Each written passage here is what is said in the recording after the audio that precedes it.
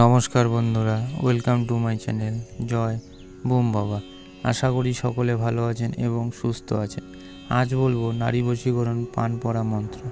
চলুন তাহলে শুরু করা যাক। দীপান্বিতা অমাবস্যায় রাত্রে প্রদীপ জেলে ধূপ জ্বালাবে ও মিঠাই একটি পাত্রে রেখে 144 বার উক্ত মন্ত্র জপ করলে মন্ত্র সিদ্ধ হবে। অথবা যে কোনো রবিবারে আরম্ভ করে প্রতিদিন 21 বার করে 21 দিন পর্যন্ত জপ করলে মন্ত্র সিদ্ধ হবে।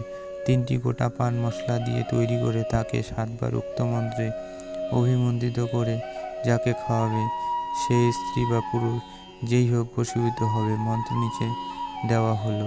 মন্ত্র: কামরূদেশ কামাখ্যা দেবী তহা বসে ইসমাইল যোগী নে দিহা বীরা পহলা বীরা আতি জাতি দুজা বীরা দি খাবেজ ছাতি তিজা বীরা অঙ্গ লিপ্টাঙ্গ ফুরো মন্ত্র ঈশ্বরী বাচা দোহাই গুরু গোরখনাথ কি।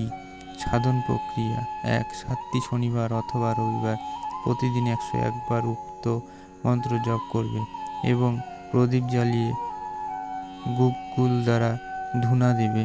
একটি পাত্রে কিছু সন্দেশ বা মিঠাই রাখবে ও তাতে ফুল রাখবে। পাত্রটি প্রদীপের সামনে রাখবে, তাহলে মন্ত্র সিদ্ধ হবে। সাধন প্রক্রিয়া 2: দীপান্বিতা অমাবস্যার রাতে একটি কাগজে 101 বার কাগজের এক পাশে উক্ত মন্ত্র লিখে 101টি টুকরা করবে।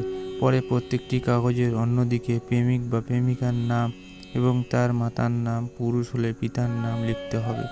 যথা: অমুকের মেয়ে অমুকী, পুরুষস্থলে অমুকের ছেলে অমুক, অমুকের ছেলে অমুকের পুরুষস্থলে অমুকের ছেলে অমুকির মেয়ে অমুকির কাছে এসো। এইভাবেও মন্ত্র সিদ্ধ হয়। প্রয়োগবিধি: 1. হাতের তালুতে উক্ত মন্ত্র 7 বার পড়ে 2টি হাত মুখের ওপর ঝুলালে অভিলষিত নারী কাছে আসবে এবং সে বশীভূত হবে, আর সভায় গেলে সভাস্থ লোক বশীভূত হবে। প্রয়োগবিধি: 2. পানের দোনায় উক্ত সিদ্ধ মন্ত্র দ্বারা 7 বার অভিমন্ত্রিত করে যাকে খাওয়াবে সেই বশীভূত হবে। সতর্কতা: সকল মন্ত্রতন্ত্র ভালো কাজে ব্যবহার করুন। খারাপ কাজে মন্ত্রতন্ত্রের ব্যবহার নিজের ক্ষতির কারণ হতে পারে। তাই ভালো গুরু ধরুন এবং তার অনুমতি নিয়ে কাজ করুন। তবে এই ধরনের কাজ করতে প্রথমে গুরুর অনুমতি প্রয়োজন। অনুমতি নিতে যোগাযোগ করুন বোম বাবার সঙ্গে স্ক্রিনে দেওয়া নম্বরে হোয়াটসঅ্যাপের মাধ্যমে। তো বন্ধুরা, আজ তাহলে এতটুকুই। দেখা হবে আবার নতুন কোনো ভিডিও নিয়ে। আজকের ভিডিওটি ভালো লাগলে অবশ্যই লাইক এবং শেয়ার করবেন এবং সাবস্ক্রাইব করে আমাদের পাশে থাকবেন। ধন্যবাদ।